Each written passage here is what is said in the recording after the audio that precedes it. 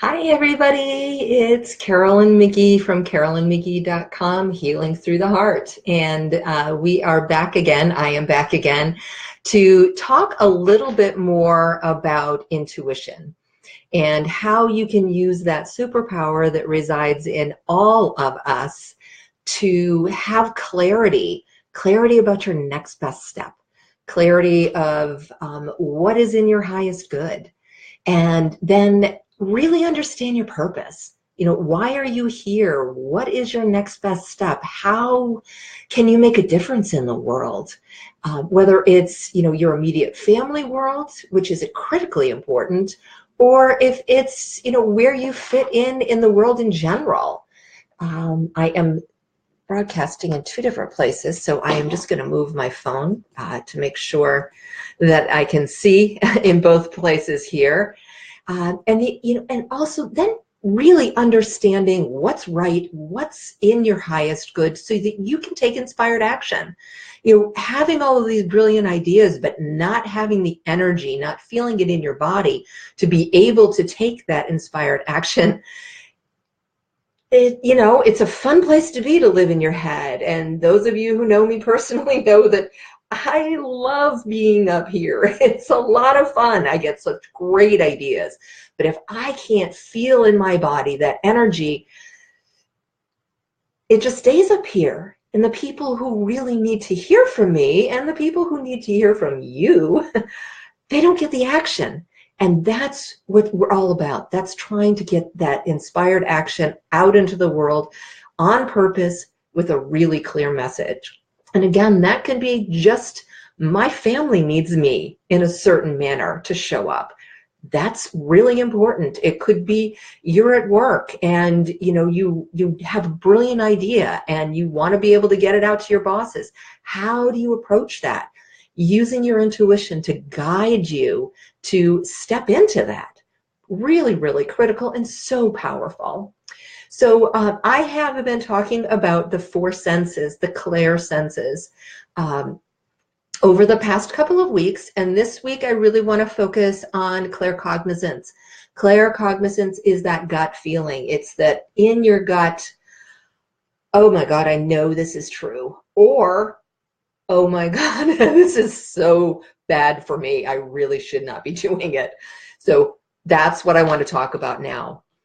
And it's like a light bulb goes off in your head. It's an immediate answer or feeling about something. And sometimes it happens so fast that we start questioning it afterwards. And that's when you can pull in those other senses, the clairvoyance, the clairaudience, that clairsentience, that feeling of, to verify that, because the thing that's challenging for that claircognizant is that it is so quick, it's really fast, and if we don't tune into it, if we don't continually try to verify it and accept it and acknowledge it, it can pass by. So what I suggest is you take a deep breath when you get that information, when you get that intuitive hit.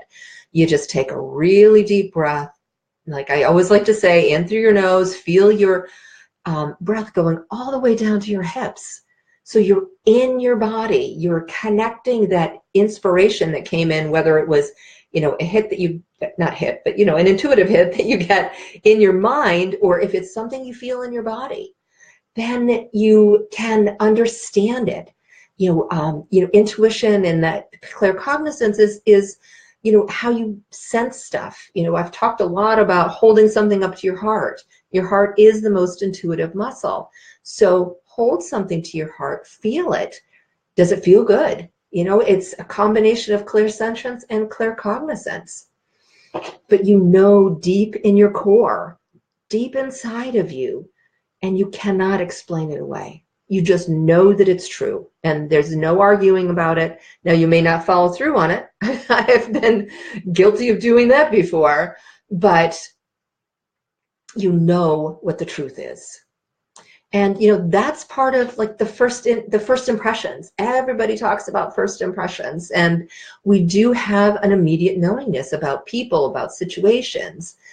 For example, many years ago, My boss at the time told me to hire somebody, and she was going to be working for me, and I just did not feel comfortable with her. There was something that was often in the situation, in the way she presented herself. I had this gut knowingness that she was not going to be good. There was just something that didn't feel authentic about her. And about a year later, I went out on maternity leave, and she tried to undercut me. She tried to discredit me. She lied about things that were going on, and she tried to take my job. So what I had been sensing is her lack of integrity, but I didn't know how to explain that to my boss because it was just that gut feeling. But eventually, it was proven true. So I have learned to trust myself. When I get a feeling that it is not a good situation, I honor that and I follow through on it now. Even if it's falling on deaf ears, I follow through on it so that I at least am standing in integrity for me. And another, so along with that, if you're having a hard time, believing that, keep a journal. Journaling can kind of sound a little overwhelming sometimes for people, but it really can be so simple. A piece of paper online in a Word document, or a notebook, whatever you prefer, and just jot down ideas. It doesn't have to be a long, complete sentence. It doesn't have to be grammatically correct. Nobody's going to read it except for you, unless you choose to share. But you can keep an idea, keep track of things that you might not remember otherwise. And that's a great way for you to start trusting those intuitive hits, because sometimes the information doesn't come through right away. Like I mentioned, it took a year for me to get validation that my intuitive hit on this woman was accurate. And if I hadn't written things down, then I might not have remembered how I was feeling in that moment. So it was a great exercise for me. And one of the other ways that I love to explain claircognizance is following your intuition, your gut instinct. Now, I happen to be a huge fan of NCIS. I love Gibbs. Don't tell him, but I've got a secret crush on him. And one of the things that I love the most about him is how he follows that instinct. And he is famous for doing that. That's claircognizance. And everybody on the show, over the many years that it's been there, they follow Gibbs' gut. They know that it's highly credible. It's become an underlying theme of the show. And that's what you can do. Everybody has the ability to do it. Now, yes, some people have a much stronger instinct that way, but everybody has that gift available to them. It's a matter of tracking it and acknowledging it. One of the beauties of working with your intuition is the more you recognize it, the more you acknowledge it, the stronger it gets. It's such an easy process, but it does take consistency. And a lot of times, claircognizant information will come to us like when we're driving or walking or doing something else, dishes. It's a mundane kind of thing. And when I keep my mind open, all of a sudden I'll get this inspiration. Inspiration is the same thing as claircognizance. So, ask a question before you get into one of those things. Driving is another really great one for me. I'm in my car a lot. My family lives a distance from me. That's when I get some brilliant ideas. And then the next time I'm stopping, I'm making myself notes so that I remember them, and then I continue on. But I will get into the car and I will set an intention that I'll get an answer to a problem or figure out the solution to something. Or just get what's my next best step. It's really, really amazing.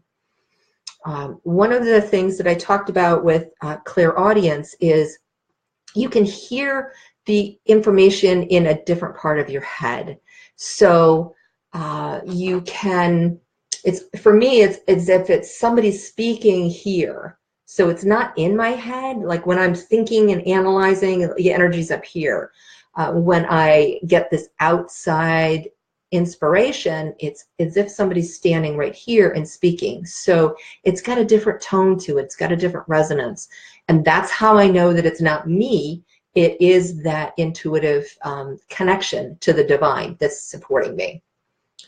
So another great example of claircognizance and how you can tap into that and learn how to trust it is, hi Chris, hi Donna.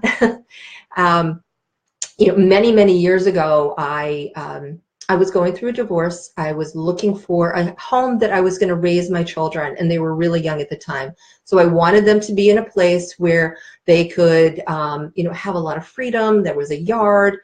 We were talking about getting an animal, a dog, and I looked at so many different houses, and none of them felt right. None of them just clicked for me.